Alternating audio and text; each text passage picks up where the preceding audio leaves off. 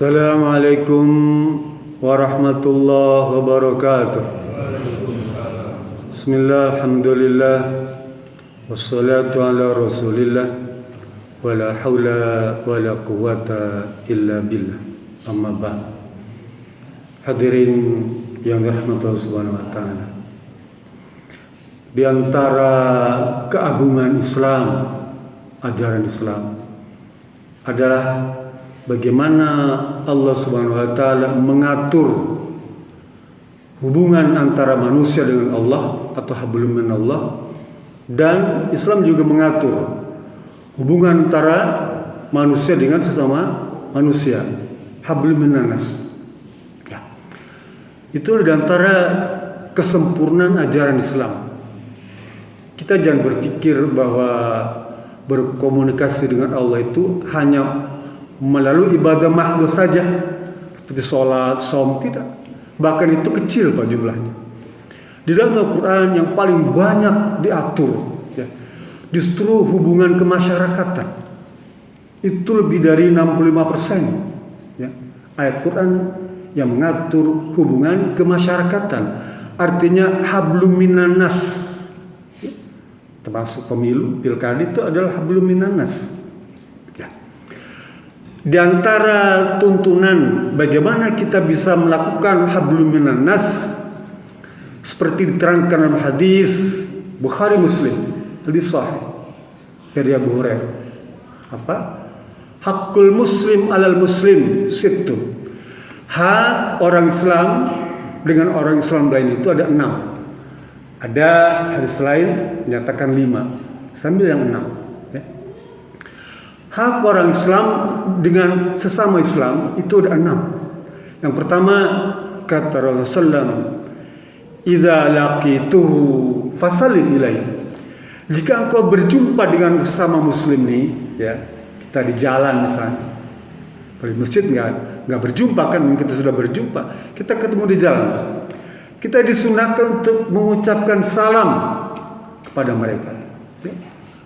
Yang kedua, idza da'ahu fajibu, jika dia mengundang kita tuh, mengundang ada pernikahan atau pertemuan tuh, penuhi, ya. Kalau kita ada waktu dan tidak ada uzur, datangi itu.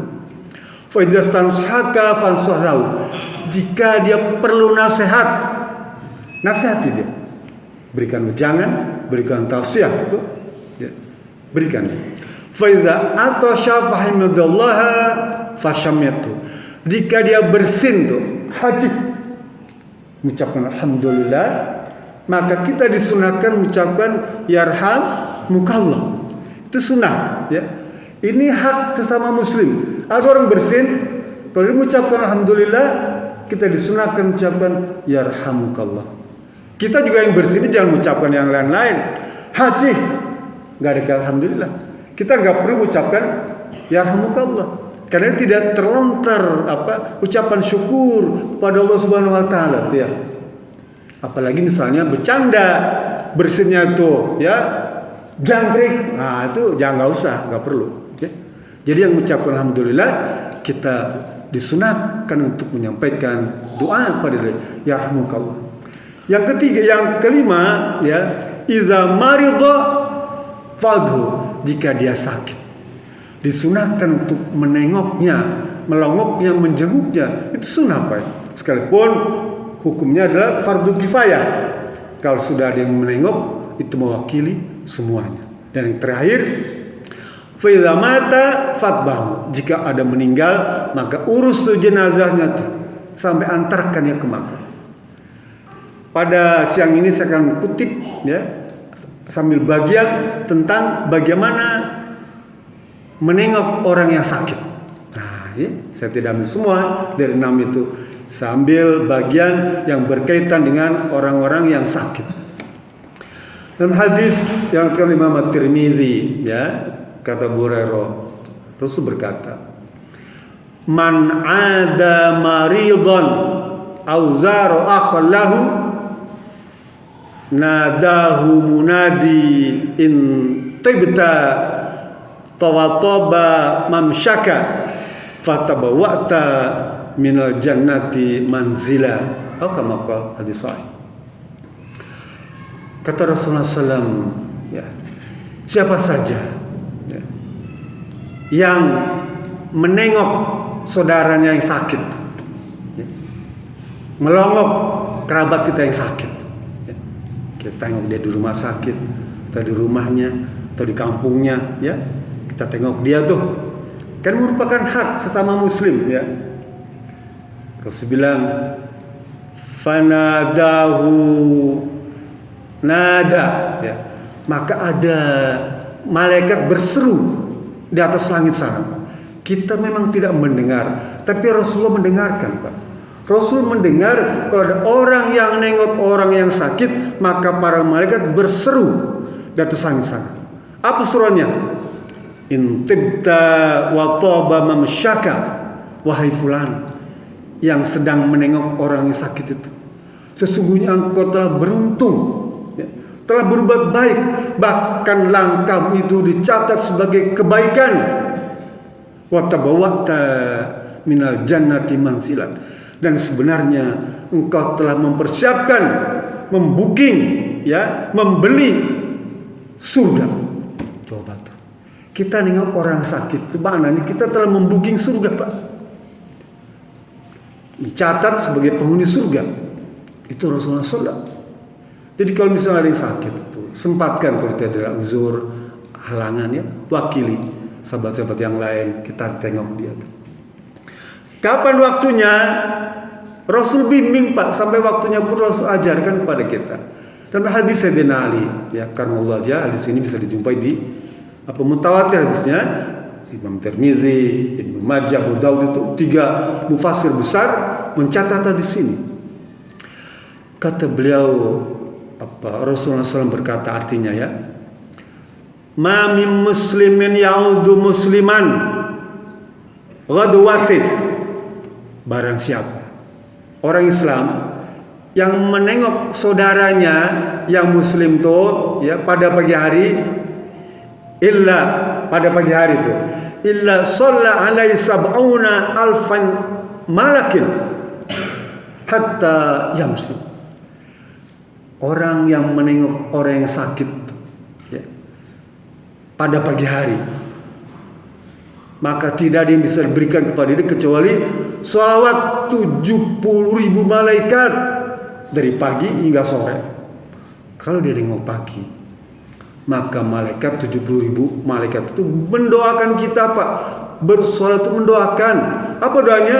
Agar kita diampuni dosanya, agar kita dirahmati, agar kita diberkahi. Coba tuh. Yang mendoakan malaikat bukan ustadz. Ustadz kadang-kadang bohong, ya. Malaikat nggak pernah berdusta, nggak pernah bermaksiat, doanya mustajabah. Dengan gara-gara nengok yang sakit, kita didoakan oleh 70.000 malaikat, ya, dari pagi sampai sore. Dan kalau kita nengoknya sore hari, maka 70.000 malaikat itu mendoakan kita dari sore sampai pagi. Artinya apa? Kita disunahkan untuk menengok orang yang sakit itu pada pagi atau sore hari. Itu tuntunan, Pak. Sehingga kalau di rumah sakit itu kan jadwalnya pagi sama sore. Bagus. Momen yang terbaik.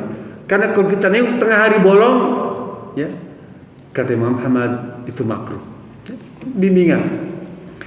Apa yang dilakukan kalau kita menengok orang sakit? Tentu saja mendoakannya. Doakan agar dia segera pulih. Ya, doakan agar dia pulihkan kembali, dan yakinkan bahwa sakit itu adalah sebuah kenikmatan. Sehingga dalam hadis Nabi itu, kalau kita nengok orang sakit itu, ada ucapan sebelum doa tuh, apa? La ba'san tahurun insya Allah. Artinya apa la ba'san itu? Itu semacam nasihat untuk membungakan hati, menggembirakan. La ba'san tahurun, ya, insya Allah. Jangan khawatir, bro. Jangan takut, jangan riskan. Biasa aja. Maknanya la ba'san itu biasa aja. Tenang aja, ya. Tenang aja dengan sakit kamu itu. Tahurun insya Allah. Insya Allah akan mensucikan dirimu. Karena orang sakit nih, Pak, pada hakikatnya Allah sedang mengobati kalbunya. Orang sakit itu pada hakikatnya Allah sedang menyehatkan hatinya. orang sakit nih pada hakikatnya Allah sedang memperbaiki batinnya, memperbaiki atau memperbagus ruhaninya, mempersiapkan tempat terbaik, ya, al-jannah bagi dia, akhiratnya. Jadi kalau kita sakit itu, kita merasakan sakit jasmani itu, ya, enak badan macam-macam itu, sebenarnya Allah sedang mengobati hati kita. Allah sedang memperbaiki kalbu kita. Allah sedang menyehatkan ruhani kita. Allah sedang mengobati batin kita. Bahkan Allah mempersiapkan akhirat kita. Jadi kalbu kita yang perbaiki. Agar apa? Agar kita terbebas dari segala macam kekhilafan, kekeliruan, kesalahan. Terbebas. Hati kita diobati. Sehingga nanti menghadap Allah itu sudah bersih semua. Beruntung. Ya. Yang ketiga, kalau kita menengok orang sakit itu, ya, berikan nasihat, ya, yang menyemangati agar dia semangat untuk pulih, ya, menghiburnya agar dia merasakan kebahagiaan. Ini maknanya bersahabat. Datang menengok dia, lalu memberikan nasihat dan menggembirakannya. Itu arti makna sahabat, ya. Memberikan nasihat kepadanya, sabar aja Pak, ya. Ada banyak orang lain juga menderita sakit yang sama dan mereka sembuh. Alhamdulillah sekarang bisa pulih kembali. Berikan informasi sepanjang itu. Jadi sebaliknya menakut-nakutin, ya. Nakut-nakutin dia, ya, yang membuat dia putus asa. Karena orang sakit ini baik Pak. Lah menengok orang sakit saja sudah besar pahalanya tuh. Tadi surga, bahkan 20 malaikat. Tentu saja orang yang sakit lebih besar lagi. Yang nengok aja besar pahalanya, apalagi yang sakit. Sehingga para sahabat itu banyak kalau sakit dia tidak diobati, ya. Tidak diobati sakit itu, dibiarkan. Karena dia tahu hikmah sakit itu. Ya. Semakin dekat kepada Allah Subhanahu wa taala, semakin banyak takarub, ya. Bahkan ada suatu kisah seorang raja, ya, ketika tangannya tergores, bagian tangannya tubuhnya tergores, ya, tapi suatu kemudian pembantunya bilang, ya, sekretaris pribadinya itu, ya, semacam baguslah itu, alhamdulillah, ya, begitu ucapan pembantu menasihat kepada raja nih, ucapkan alhamdulillah, bagus itu. Mendengar ucapan itu raja nih marah. Sembarangan aja kamu, ya, kamu nyumpain saya sakit, nyumpain saya luka begini, ya. Kemudian karena saking marah raja itu, lalu dipenjarakan si pembantu itu, ya.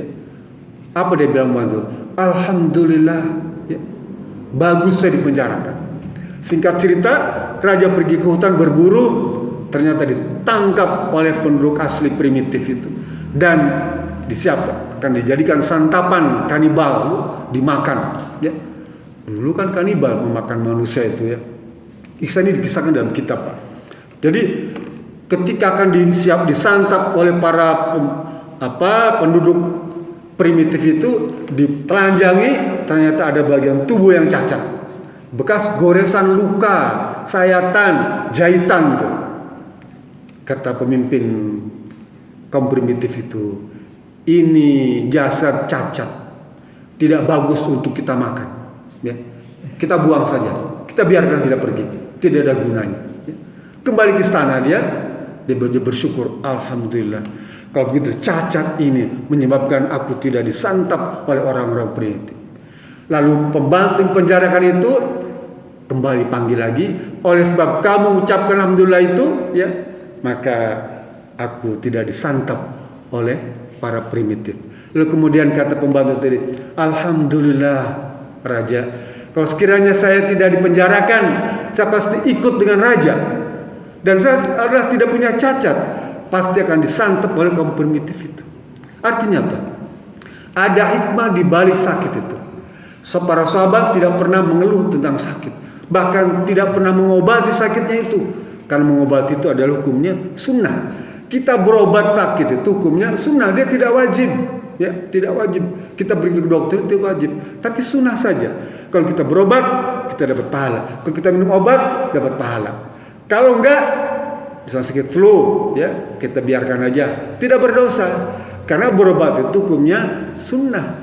Tapi kita dianjurkan untuk berobat, untuk apa? Mengurangi penderitaan, agar kita bisa beribadah dengan khusyuk. Bayangkan kalau tangan kita sengklek, Pak, ya, kaki kita kena asam urat, ya, dengkul kita luka, kita nggak bisa ibadah secara sempurna, ya. Mungkin kita duduk, kita berbaring, ya, sholatnya sah, tapi tidak sempurna karena keterbatasan. Misalnya stroke, ya, mulutnya nggak bisa ngomong, maka bacanya tidak akan sempurna, ya.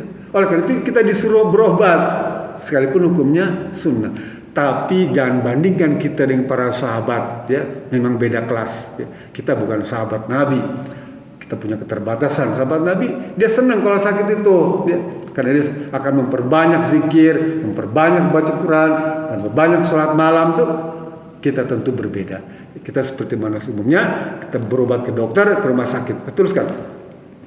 Kenapa sih orang sakit itu? Ya, karena orang yang sakit itu sebetulnya Allah menyayangi kita. Itulah cara Allah menyayangi hambanya dengan diberinya penyakit, ya.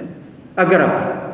Agar Allah bisa mendengarkan lantunan zikir, lantunan bacaan Quran, ya, ucapan-ucapan, kalimat-kalimat tasbih, tahmid, dan tahlil. Allah ingin mendengarkan itu semua, ya. Diberinya sakit.